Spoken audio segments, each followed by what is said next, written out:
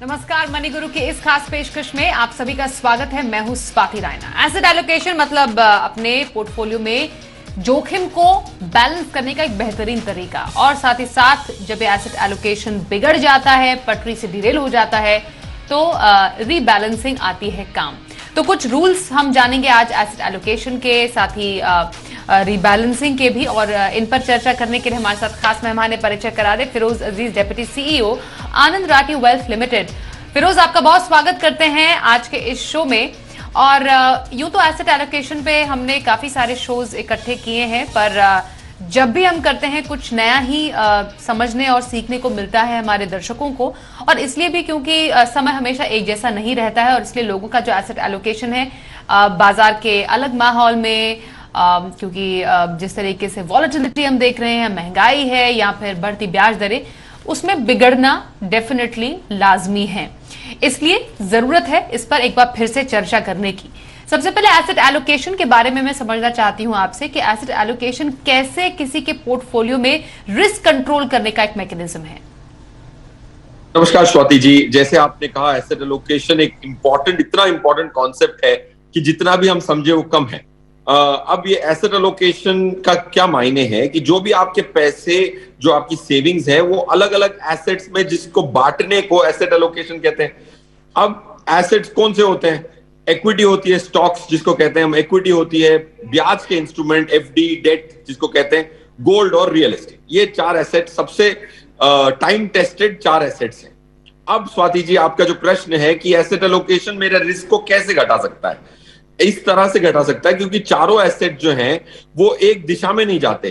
कभी इक्विटी अच्छी चलती है तो ब्याज वाले इंस्ट्रूमेंट अच्छा नहीं करते, जब गोल्ड चलता है तो इक्विटी शायद नहीं चलता हो। ये चारों जो एसेट्स हैं एक साथ उभरते या बिगड़ते नहीं है, इसीलिए एक संतुलन बना रहता है। क्योंकि आपके पैसे समझिए एक चौथाई चारों हिस्सों में डाल दिया जाए तो वो एक दूसरे को कॉम्प्लीमेंट करते हैं और रिस्क घटाते हैं। फॉर एग्जाम्पल, अगर समझिए इक्विटी 20% से बढ़ गया और रियल एस्टेट 10% से घट गया, तो आपको पता है कि आपके पूरे पैसे रियल एस्टेट में होते तो 10% का नुकसान हो जाता। तो क्योंकि इक्विटी अच्छा कर रहा है तो रियल एस्टेट इतना अच्छा नहीं किया हो, तो आपको इतनी बड़ी हिट नहीं पड़ती। सो एसेट एलोकेशन में एक तराजू जैसा होता है, इसीलिए वो थोड़ा संतुलन लाता है आपके पोर्टफोलियो में और रिस्क को घटाता है। That's the basic concept Swati ji. Okay, asset allocation की अहमियत हमने समझी आपसे फिरोज। अब ये जानना समझना जरूरी है कि जैसे आपने कहा कि हर एक एसेट क्लास का अपना एक अलग रिस्क प्रोफाइल होता है, रिस्क फैक्टर होता है, टू बी प्रिसाइज। अगर हम अलग अलग एसेट क्लास में, जैसे डेट हो गया, फिर इक्विटी है, या फिर कमोडिटी है, रियल एस्टेट है, उनमें अगर हम समझें रिस्क और रिटर्न के पैरामीटर्स को, तो कैसे एक इन्वेस्टर चूज कर सकता है एक एसेट क्लास को रिस्क और रिटर्न के पैमाने पर? ये स्वाति जी देखिए, रिटर्न और रिस्क दोनों ही आंकड़ों में नापे जा सकते हैं। ज्यादातर रिस्क की जब भी बात करते हैं, अमूमन नॉर्मल निवेशक रिस्क को अंग्रेजी में तोलते हैं, हाई, मीडियम, लो। तो हम एक थोड़ी सी डिफरेंट करके नंबर्स देना चाहूंगा मैं आपको। जैसे आपने कमोडिटीज की बात की, कमोडिटीज इंडिया में ज्यादातर गोल्ड और सिल्वर को ही प्रेशियस कमोडिटी और कमोडिटी का इन्वेस्टमेंट माना जाता है, क्योंकि बाकी जो कमोडिटीज हैं, एग्री कमोडिटी और इंडस्ट्रियल कमोडिटीज, उसके ईटीएफ्स नहीं है, इंस्ट्रूमेंट नहीं है। तो कमोडिटी की इन्वेस्टिंग इंडिया में ज्यादातर गोल्ड तक सीमित थी, बट लास्ट 6-8 महीने में, साल भर में सिल्वर की भी ईटीएफ्स चालू हो गई हैं। तो ये दो कमोडिटीज हैं। अब इन दोनों की कमोडिटीज को लास्ट 20 साल की हमने बैक टेस्ट की, गोल्ड और सिल्वर की, तो रिटर्न आता है 8 से 12 की रेंज में आपको रिटर्न मिल सकता है अगर आप 3 साल के लिए होल्ड करें कोई भी कमोडिटी। तो ये हो गई return potential of these two commodities, 8 to 12% long term compounded return. अब रिस्क का आंकड़ा अगर मैं बताना चाहूं तो 7 से 9 का आंकड़ा समझो, 7 का आंकड़ा हम माने रिस्क का, तो मतलब ये हो गया कि आपका जो रिटर्न है वो 7% ऊपर भी मिल सकता है, 7% नीचे भी मिल सकता है। तो रिस्क का आंकड़ा 7 है फॉर गोल्ड, और रिटर्न 8 से 12% और रिस्क है 7%। तो ये एक अच्छा रिस्क रिवॉर्ड माना जाएगा, क्योंकि अगर हम म्यूचुअल फंड की बात करें तो रिटर्न 12 से 14% की मिलती है म्यूचुअल फंड में इक्विटी के, और उसका रिस्क का आंकड़ा है 13 का। तो उसका जो झूला है वो 13% से झूलता है, गोल्ड का 7% से झूलता है रिटर्न का। So I think it's a good risk reward from precious metal stand point, क्योंकि उसका रिस्क का आंकड़ा 7 है और इक्विटी म्यूचुअल फंड का 13 है। इसको कहते हैं 3 year standard deviation Swati ji. So hence precious commodity आपके पोर्टफोलियो में शामिल होने की क्षमता रखता है। इंटरेस्टिंग रिस्क और रिटर्न का पैरामीटर आपने समझाया यहाँ पर फिरोज। इनफैक्ट जब ट्रेडिशनली हम एसेट एलोकेशन की चर्चा करते आए थे, अब तो काफी चेंज हो गया है, पर फिर भी लोगों को बहुत सिंपली ये लगता है कि 100 minus age is asset allocation का एक फॉर्मूला। मतलब जितनी आपकी उम्र है उसमें से घटा दे तो आप उतना इक्विटी में डालिए, बाकी बचा हुआ आप डेट में डालिए। क्या अभी भी ये फॉर्मूला काम करता है, करेगा? नहीं स्वाति जी, आई थिंक ये फॉर्मूला नहीं काम करेगा, क्योंकि वो बहुत initial evolution of capital market में ये फॉर्मूला जरूर डाल सकते हैं।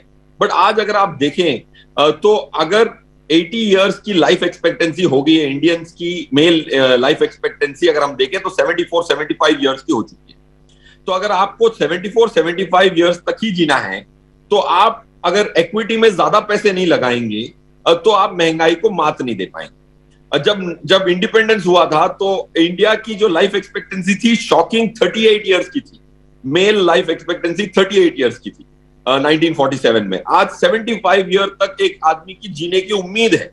तो इतने एक्स्ट्रा साल के लिए आपको इक्विटी के प्रोपोर्शन बढ़ानी पड़ेगी, वरना ब्याज के इंस्ट्रूमेंट में एफडीओ में रह के महंगाई को तो मात नहीं दे पाएंगे, राइट? सो आई थिंक वो formula is a little stale. आपको अगर गोल के हिसाब से इक्विटी के एलोकेशन लेनी चाहिए। अगर आपके पास 10 साल से ऊपर है तो आप 80% इक्विटी में लगा सकते हैं। अगर आप ये नहीं लगाएंगे तो महंगाई आपके पैसे की खरीदने की क्षमता, जो परचेजिंग पावर है ना, उसको घटाती जाएगी साल दर साल, और आप एक रिटायर्ड लाइफ सुखी वाली नहीं जी पाएंगे। बिल्कुल। और आपने यहाँ पर डेफिनेटली जिक्र किया एसेट एलोकेशन का। लोग शायद समझते हैं कि जितनी उम्र बढ़ी उतना आप इक्विटी एक्सपोजर घटा दीजिए और एक सेफ इन्वेस्टमेंट प्रोडक्ट में इन्वेस्ट कीजिए।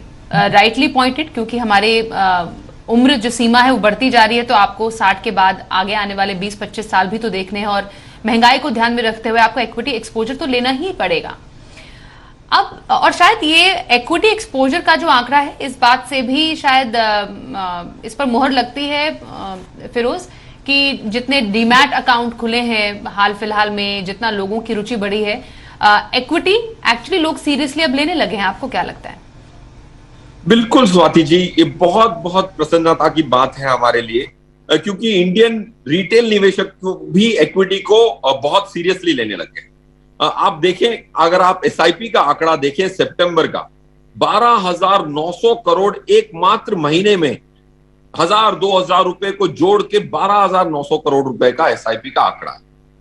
अब अप्रैल में इसी साल 11,900 का अंदाजन नंबर था। तो ऐसी मार्केट की उतार चढ़ाव में बावजूद रिटेल निवेशक इक्विटी से जुड़े हुए हैं। इसका यह मायने है कि वो इस बार जब इक्विटी के अंदर आए हैं वो लालसा की वजह से नहीं आए हैं, सीख की वजह से आए हैं। तो it's a very very good news. आपका शो जैसे जी बिजनेस इतनी इन्वेस्टर एजुकेशन करता है, एजुकेशन के माध्यम से अगर कोई इन्वेस्टर अपनी बुनियाद बना के आते हैं तो वो एक 6 महीने की वॉलेटिलिटी से नहीं घबराते। अगर लालच को चलते हुए आते हैं तो 6 महीने की बैड रिटर्न से वो वापस चले जाते हैं। So great job to Zee business of course for the investor education. अब आप देखें म्यूचुअल फंड का टोटल आंकड़ा, 5 साल पहले ये जो म्यूचुअल फंड इक्विटी में सिर्फ 7 लाख करोड़ थे। आज 5 साल चलने के बाद जुलाई का जो नंबर है 31 जुलाई का 17 लाख करोड़ है। 7 लाख करोड़ कहां है और 17 लाख करोड़ कहां है? 1964 में पहला म्यूचुअल फंड चालू हुआ था यूटीआई, वहां से 50 साल तक आप 7 लाख करोड़ पे पहुंचते हैं, और पिछले 5-6 सालों में आप 7 लाख से 17 लाख करोड़ पे पहुंचते हैं। तो ये जो जागरूकता फैली है, सेबी के जो इन्वेस्टर एजुकेशन पे एम्फेसिस है, मीडिया हाउसेस लाइक जी बिजनेस का जो एम्फेसिस है, उसकी वजह से रिटेल निवेशक इक्विटी से जुड़ रहे हैं, और मेरे हिसाब से बहुत लंबी अवधि में फायदा होने वाला है इंडियन इन्वेस्टर्स को। बिल्कुल। और एसेट एलोकेशन की इसी बात को आगे बढ़ाते हैं और इसमें ऐड करते हुए फिरोज, क्योंकि जब हम कुछ रूल्स की बात करते हैं, कुछ ऑलरेडी सेट रूल्स रहे हैं, जैसे अभी हमने जिक्र किया 100 - एज आपका क्या एलोकेशन होना चाहिए, या फिर आप कितना इक्विटी में एलोकेट करें, कितना डेट में एलोकेट करें। इसमें भी एक ट्रेडिशनली या नो ब्रेनर या बहुत ही आसान निवेशकों को सलाह दी जाती रही है कि आप एक 60-40 इक्विटी डेट कॉम्बिनेशन रखें। तो वो कैसे आजकल के टाइम में अभी भी वैलिड है या नहीं है, ये मैं आपसे जानना चाहती हूं। अगेन, क्योंकि इतने सारे जो फैक्टर्स हैं हमारे इर्द गिर्द, उसको देखते हुए अगर कोई 60-40 रखता भी है अपना पोर्टफोलियो मिक्स, उसके नुकसान या फिर उसके लिमिटेशंस क्या हो सकते हैं? स्वाति जी, अगर आप 60-40 रखते हैं तो आपकी जो वेटेड एवरेज रिटर्न आती है वो 10 के करीब आती है। 10-10.25% की वेटेड एवरेज रिटर्न की आप उम्मीद कर सकते हैं। मेरे हिसाब से 60-40 एक अच्छी रणनीति है। समय के हिसाब से वो 60-40 को आज की करंट स्थिति में 5 साल से ज्यादा की अवधि वाले को मैं 80 और 20, 80 towards equity and 20 towards debt की रिकमेंडेशन दूंगा। और अगर 3 से 5 साल भी है तो मैं कहूंगा कि आप 70% इक्विटी में और 30% डेट में रख सकते हैं। स्वाति जी, जैसे आपने कहा, कॉन्जर्वेटिव इन्वेस्टर हैं आप, अभी शुरुआत कर रहे हैं, आपने इक्विटी का कभी भी लुत्फ नहीं उठाया, तो 60-40 is a great start point. अगर आपकी 3 साल की इन्वेस्टिंग की लाइफ हो चुकी है, आप सीख चुके हैं, तो 70-30 या 80-20 पे भी जा सकते हैं। क्यों? 4 कारण है स्वाति जी। एक तो 1 साल से इक्विटी मार्केट ने कोई अच्छा प्रदर्शन नहीं दी। अगर बुरा प्रदर्शन पिछली तरफ होता है तो आगे चलते हुए रिटर्न अच्छी आने की उम्मीद होती है, यही हिस्ट्री कहता है। That's point 1। पॉइंट 2, माना की खबरें खराब हैं, स्पेशली ग्लोब से खबरें जो आई हैं लास्ट 6-8 महीने में, वॉर के चलते, महंगाई के चलते, बहुत सारी और जो जियोपॉलिटिकल अनसर्टेनिटी है, लास्ट 6-8 महीने से खबरें खराब आई हैं। बट इंडिया उभर के स्ट्रांग माना जा रहा है। पूरे ग्लोब में India one of the strongest economy माना जा रहा है। तीसरा, जो कंपनियां हैं निफ्टी में 50 कंपनियां, उनकी जो कमाई में जो इजाफा हुआ है वो अनप्रेसिडेंटेड है। लास्ट 10-12 साल में जो इजाफा नहीं हुआ, लास्ट फाइनेंशियल ईयर में उतना ग्रोथ मिल गया उनको, तो कमाई अच्छी चल रही। इकोनॉमी में आप टैक्स कलेक्शन देखें, गवर्नमेंट को इतना टैक्स मिल रहा है, उससे जो इकोनॉमी में जो पुश मिलेगा, इक्विटी में अगर आप 80% भी लगाएंगे 5 साल की ज्यादा की अवधि के लिए, तो आप निराश होने की संभावना कम। एब्सोल्युटली। तो कुछ ऐसे पॉजिटिव संकेत हैं हमारे इकोनॉमी के लिए भी, बाजार के लिए, जो कि बरकरार है। बाकी कंट्री से हम डेफिनेटली बेटर कर रहे हैं। और एसेट एलोकेशन की क्योंकि यहां पर बात हो रही है, एसेट एलोकेशन जब बिगड़ता है तो रिव्यू और बैलेंसिंग के जरिए भी हमें इसको वापस फिर से फिक्स करने की जरूरत पड़ती है। पर एसेट रीबैलेंसिंग कैसे की जाए, इस पर भी करेंगे एक छोटी चर्चा। थोड़ी सी देर में बने रहिए हमारे साथ।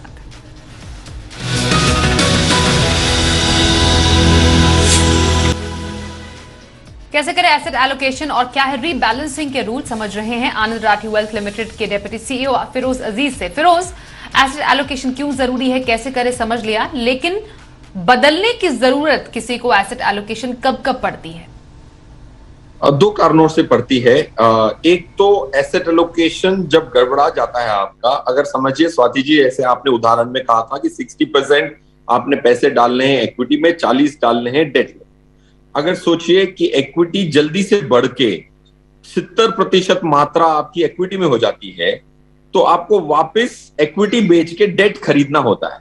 समझिए आपने 60 रुपए लगाए हैं इक्विटी में और 40 रुपए लगाए हैं डेट में, और अगर इक्विटी मार्केट रैली करके 70 रुपए पे पहुंच जाती है और डेट 45 रुपए पे पहुंचता है, तो जाहिर सी बात है आपके 115 रुपए हो गए।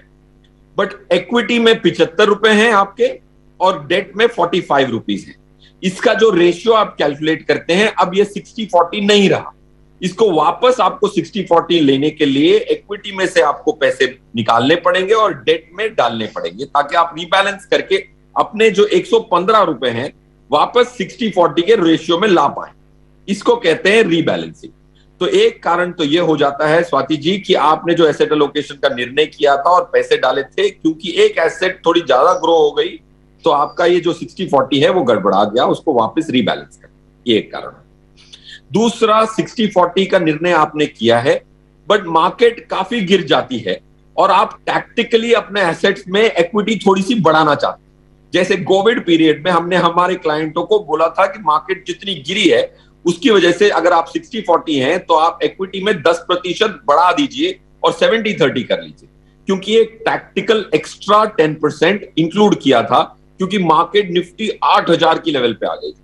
तो एक तो एक्सटर्नल फैक्टर की वजह से आप एसेट एलोकेशन ही चेंज कर सकते हैं, अगर ऐसे मौके जिंदगी में मिलते हैं 2-3 बार 4 बार 30 सालों में, तो तब आप एसेट एलोकेशन चेंज करते हैं।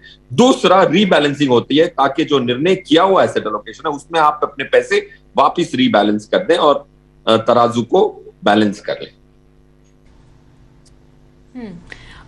ये आपने कुछ फैक्टर्स बताए, पर ऑन अ नॉर्मल लेवल, जैसे कोई एक पोर्टफोलियो है किसी का, उसे कब अपने पोर्टफोलियो को रिव्यू करना चाहिए? और रिव्यू करना और रीबैलेंसिंग करना क्या सेम है?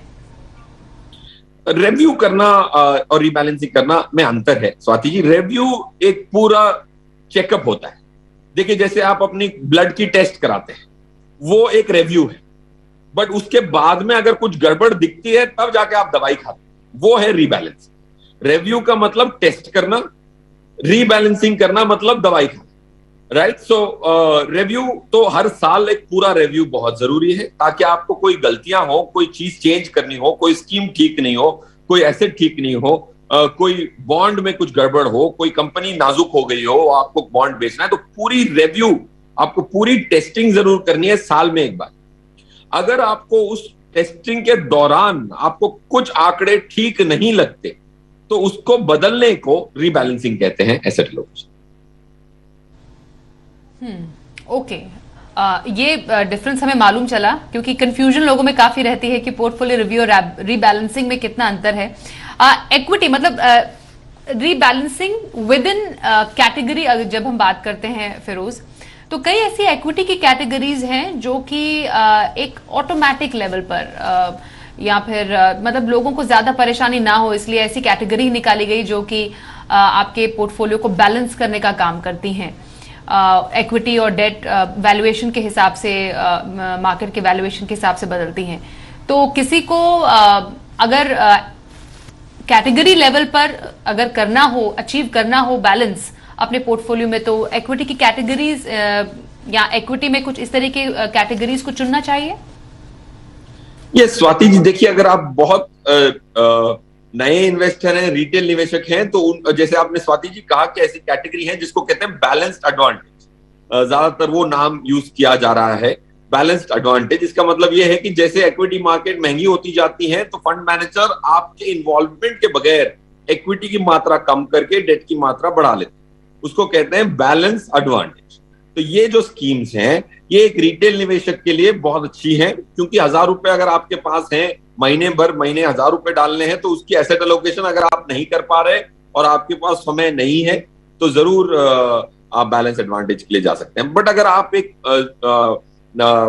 एक्सपीरियंस्ड इन्वेस्टर हैं और आपके पास वक्त भी है, और आप शो देख के, जैसे जी बिजनेस पे देख के आप जरूर निर्णय ले सकते हैं, तो आपको बैलेंस एडवांटेज लेने की जरूरत नहीं है। डेट अलग, इक्विटी अलग रख सकते हैं, और वो निर्णय आप ले सकते हैं, ना कि फंड मैनेजर। अगर आप रिटेल निवेशक हैं, नया निवेशक हैं, तो स्वाति जी जैसे आपने कहा, ये जो ऑटोमेटिक रीबैलेंसिंग है, वैसी स्कीमें बहुत रेलेवेंट हैं for those new investors.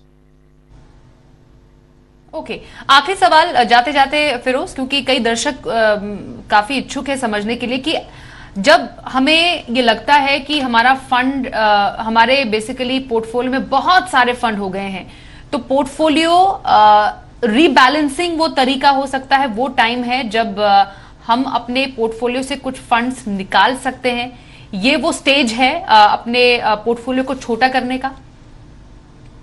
Yes Swati ji, जब वो आप जब भाव में जब आप नई एसआईपी चालू कर लेते हैं, तो ऐसा भी मकाम आता है जब आपको पता लगता है कि आपकी स्कीमें 10-12 स्कीमें हो गई, 8 से ज्यादा हो गई, तो आप उन स्कीमों को कम करके रिव्यू के टाइम पे 8 की लिमिट लगा दें।